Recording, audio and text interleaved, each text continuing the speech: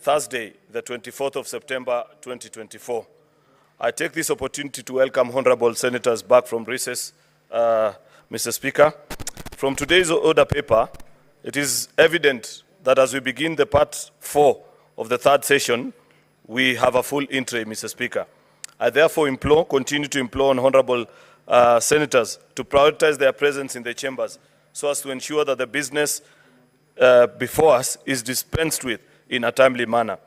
I urge the various standing committees to hasten the consideration of business pending before them and to table the reports as required. With respect to business before the Senate, Mr. Speaker, the status of the legislative business is as follows. We have 60 bills, Mr. Speaker, that are pending conclusion in the Senate, of which 48 are the second reading stage, while 12 are the committee of the whole stage. 22 motions are pending conclusion. 21 petitions are due for reporting by the respective standing committees, and 387 statements are pending before our various standing committees. Mr. Speaker, sir, on Tuesday, the 24th of September 2024, the Senate Business Committee will meet to consider the business for the week.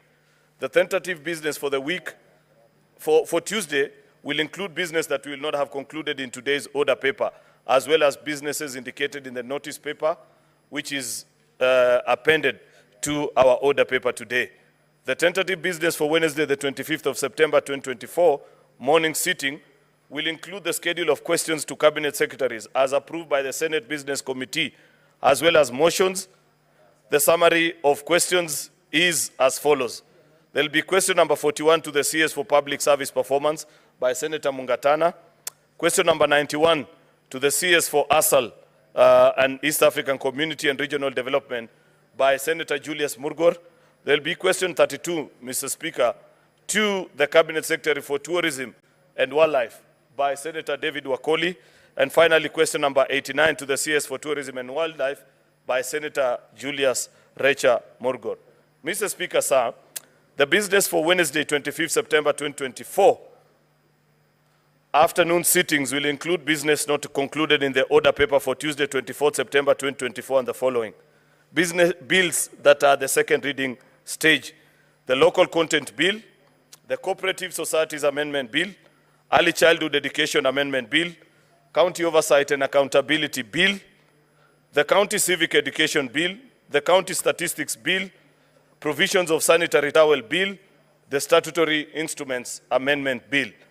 These bills are the committee of the whole stage, Mr. Speaker, that I plead with colleagues to avail themselves next week for a speedy conclusion of the same, include but not limited to the Gambling Control Bill, the Tea Amendment Bill, the Maternal, Newborn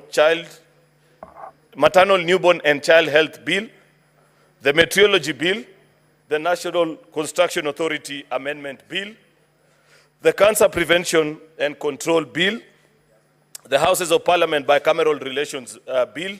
Mr. Speaker, I hope our Justice and Legal Affairs Committee, Mr. Speaker, has concluded on the request that was made by colleague senators on a re-edit of that bill, taking into consideration all the concerns that were raised by members, actually as they made their presentations during second reading stage.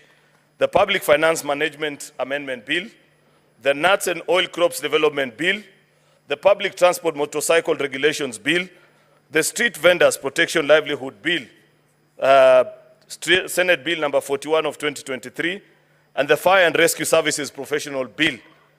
There are various motions, Mr. Speaker, that are present before us, and many of which, Mr. Speaker, I humbly plead that we also prioritize, Mr. Speaker, and move with business in a speedy manner so as to address these issues, Mr. Speaker, these motions. Number one is a report on the County Public Investment and Special Funds Committee on its consideration of audit reports for the various water services company for the financial year 2018-19, 19-20, and 2021.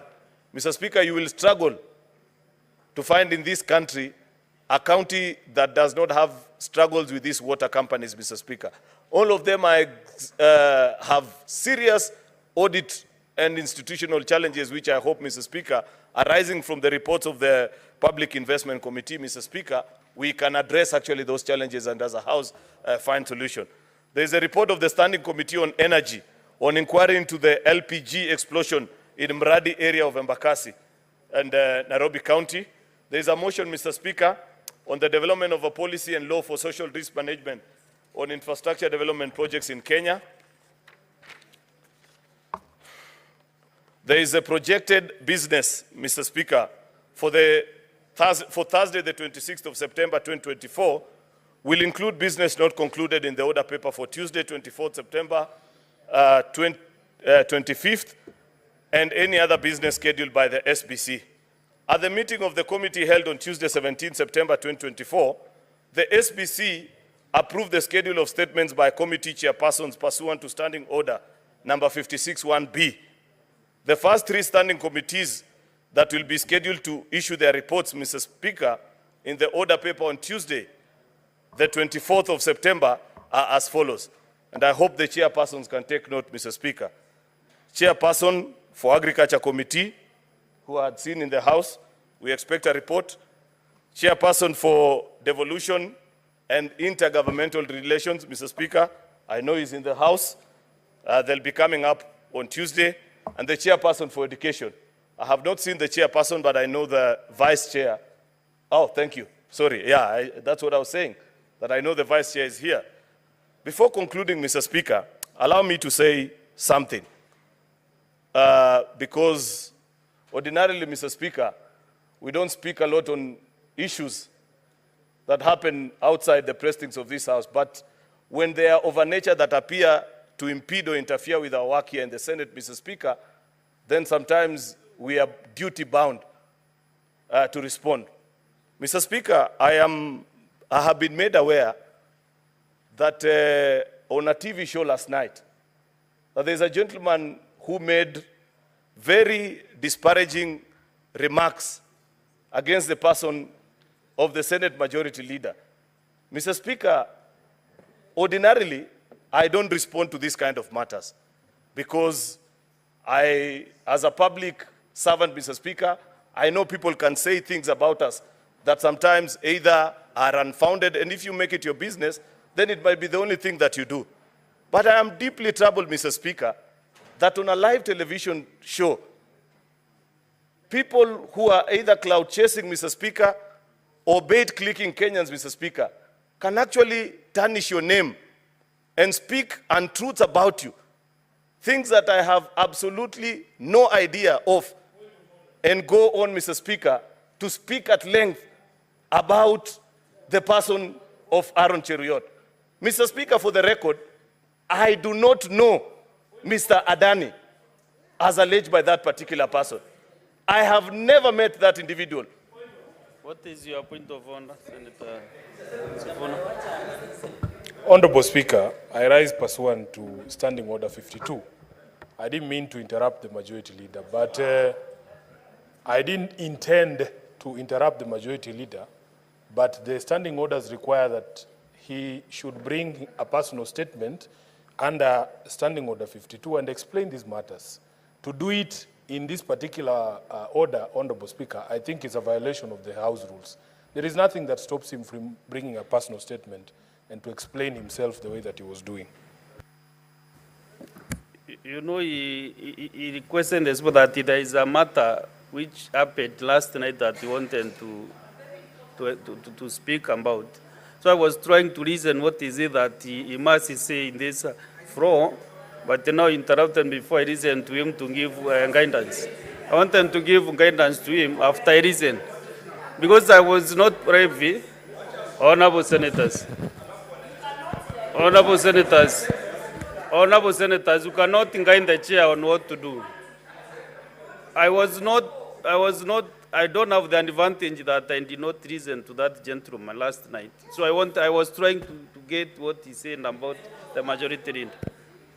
So let us get what he said.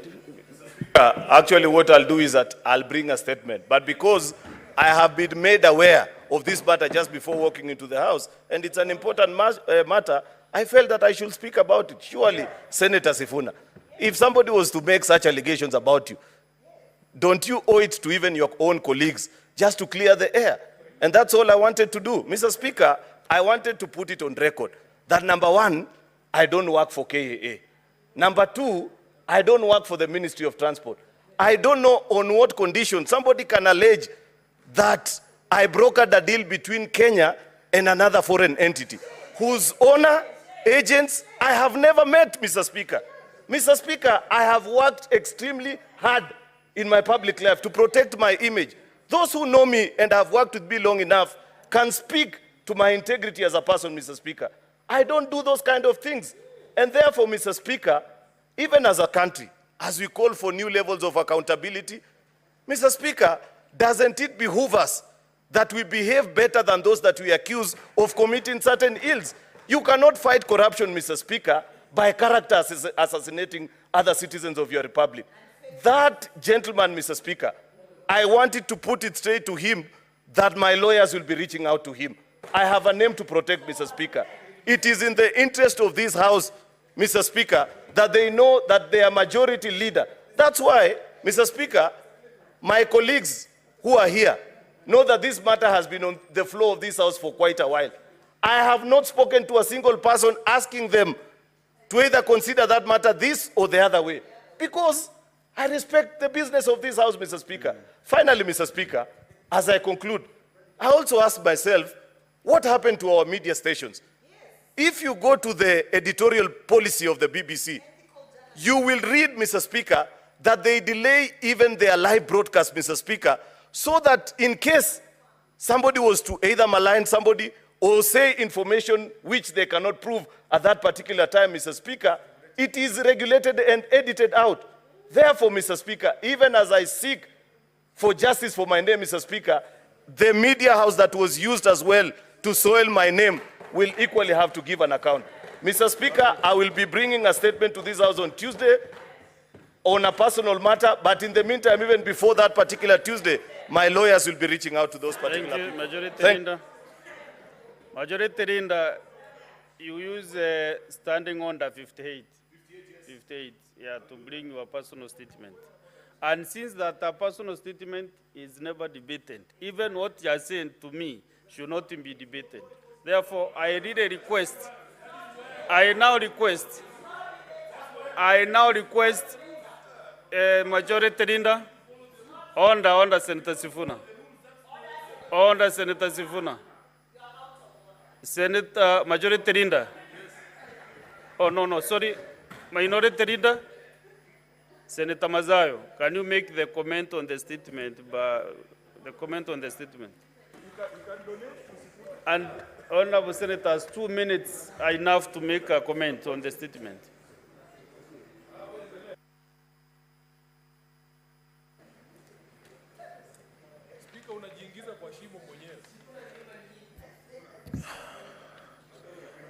Speaker, asante Bwana Speaker. Bwana Speaker, kitu cha kwanza nataka kukemea vikali vile ambavyo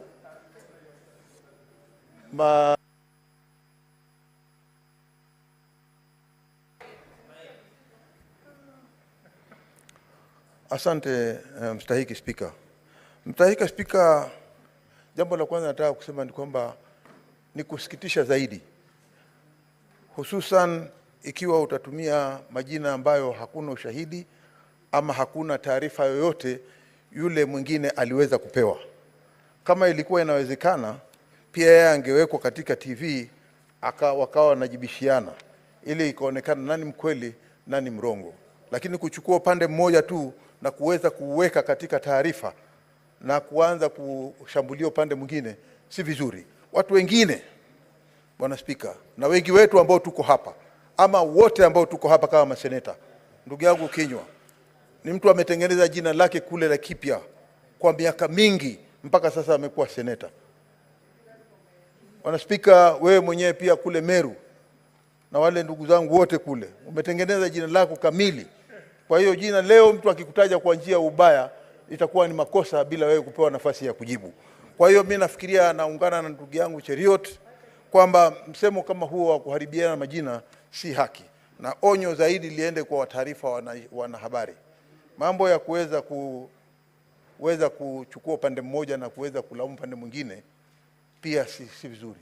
Kwa upande wetu sisi tunakemea vikali na kwamba tusiweze kuchafuana majina, hususan wale wanaohusika katika kusambaza habari. Si jambo zuri katika taifa la Kenya leo kama mzee Chute anajulikana sana. Leo mzee Chute ajulikane kwa njia mbaya katika umri wake huu, itakuwa ni kumharibia maisha yake yote.